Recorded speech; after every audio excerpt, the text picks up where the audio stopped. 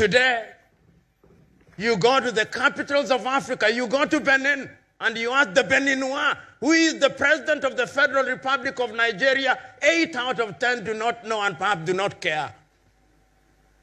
What became of us? Why is it? Last week, there was the United Nations General Assembly. Even when the President of the United States of America was insulting everybody, African leaders sat there.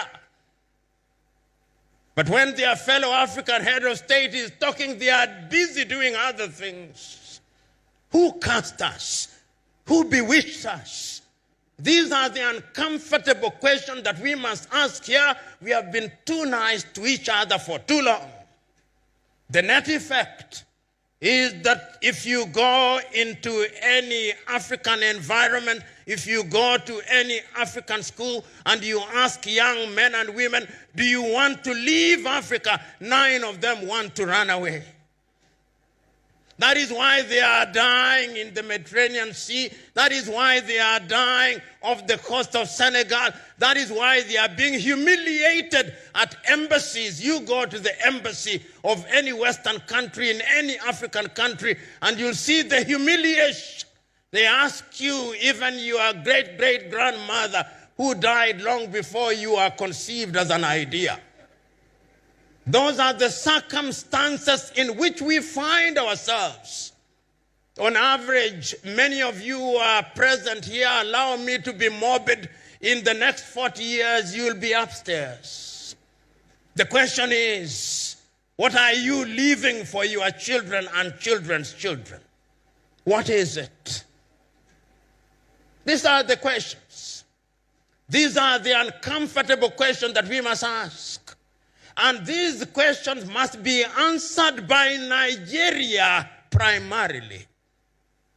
I've said not once, not twice, but times without number, that the day Nigeria wakes up, that is the day Africa wakes up. You know, a friend of mine once told me, if you go anywhere in the world, and you do not find a Nigerian, run out of that place. There is nothing there. And those of you who have had occasion to travel, you go to different parts of the world, you look for the best doctors, Nigerian. Look for the best engineers, Nigerians. Look for some of the best lawyers, Nigerians. The Nigerians are everywhere doing great things across the continent of Africa. And whenever Nigeria has decided to provide leadership, Africa has changed. You ask the Liberians with ECOMOG. When Nigeria stood up, that country was stabilized.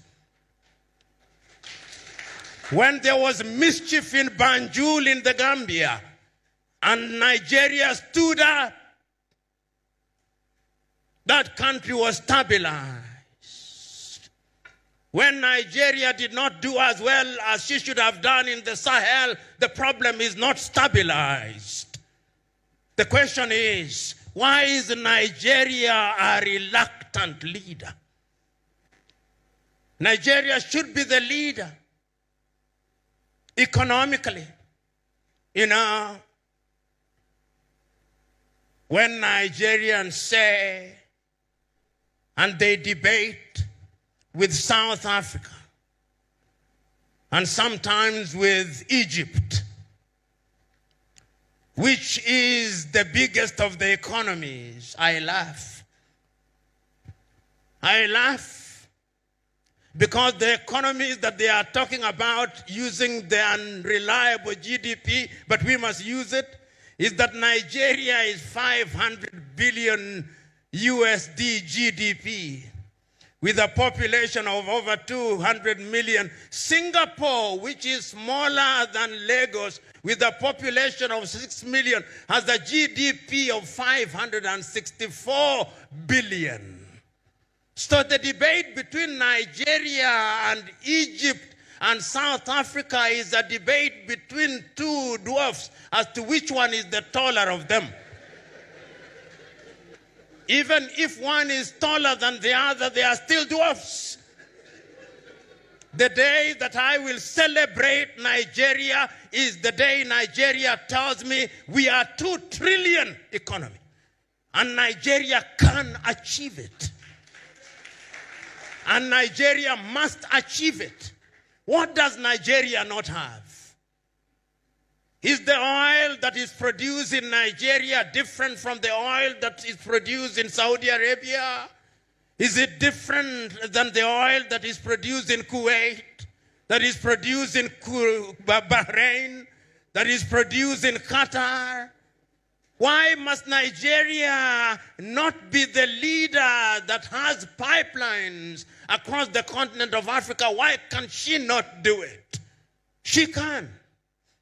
But we have allowed ourselves to be paralyzed by analysis and to be paralyzed by lamentation. It is your own kinsman, Chinua Achebe, who said that adversity is a problem of humanity, but we must never allow ourselves to be the victims or the agents of adversity.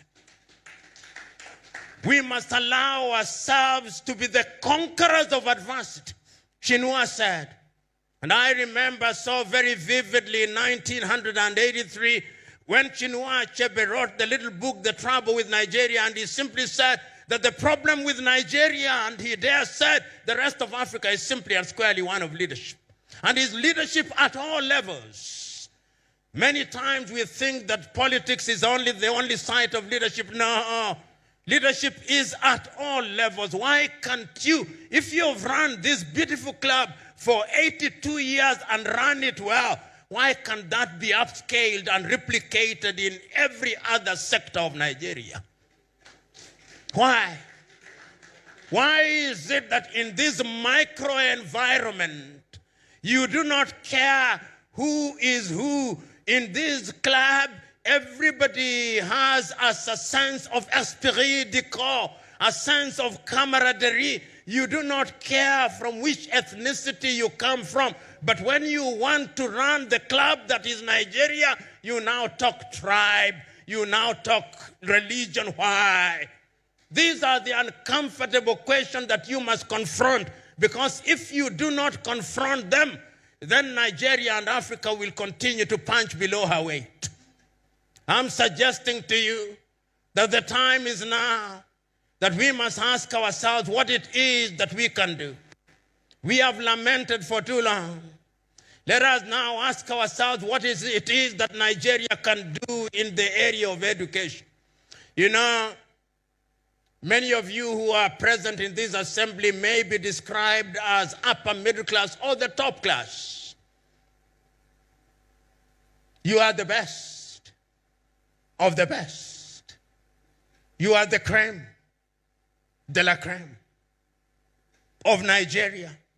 And when you are the crème de la crème of Nigeria, it means you are also the crème de la crème of Africa. But the question is, does Africa feel you? Does Africa feel you in the area of education? You know, not so long ago, I was at an African university. And at that university, they said that their greatest desire was that they wanted to be like Harvard and Cambridge. And I said, why do you want to be like Harvard? Why do you want to be like Cambridge? Why can't you not just be you?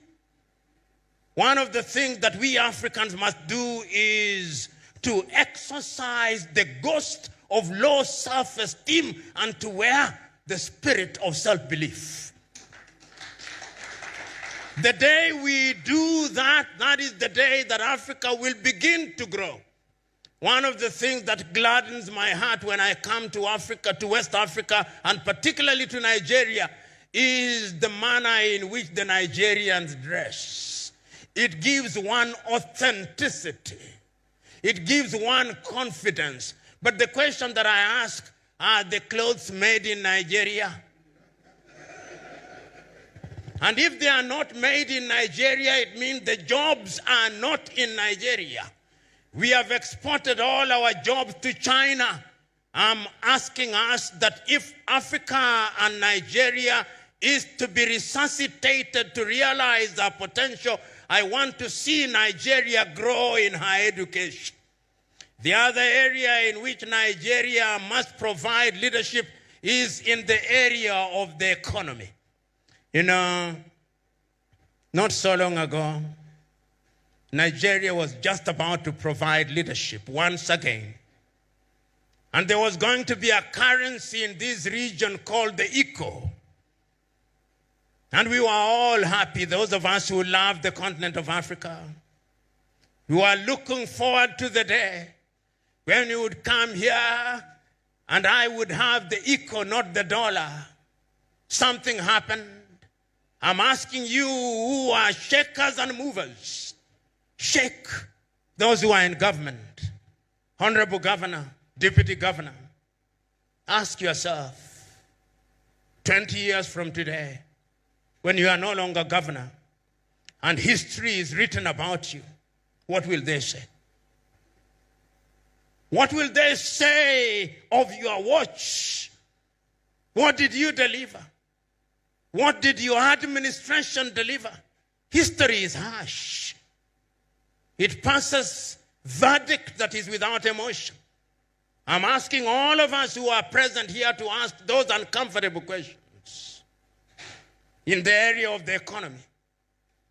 I'm asking those of us who are here to ask in the area of health. Why is it that young Africans are still dying of diseases that were conquered by Europe 100 years ago? What is happening to us? Why is it that when we have COVID, we have to import things from China? What became of our pharmaceutical industries? What became of our research institutes? Why do we pay our academics a pittance, peanuts, while our thieves thrive? Why? These are the questions that we must ask. We are talking at a time when we are talking about the Africa Agenda 2063 and Africa Continental Free Trade Area. What are we going to trade in if we are not manufacturing? A friend of mine, whom I met when I was being brought to this site, former military general, as we were moving, for some reason he said about electricity, that electricity in Nigeria is epileptic. And it is epileptic indeed. Not only in Nigeria, everywhere.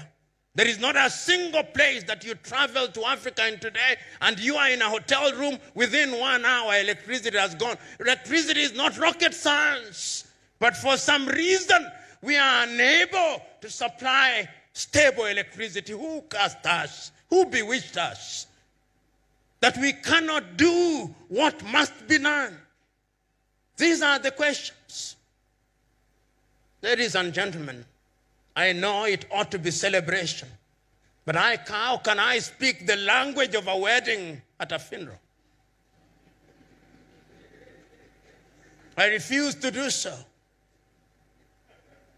And I'll not speak for too long either, because the issues that I'm raising are known. They are known because they have been spoken about.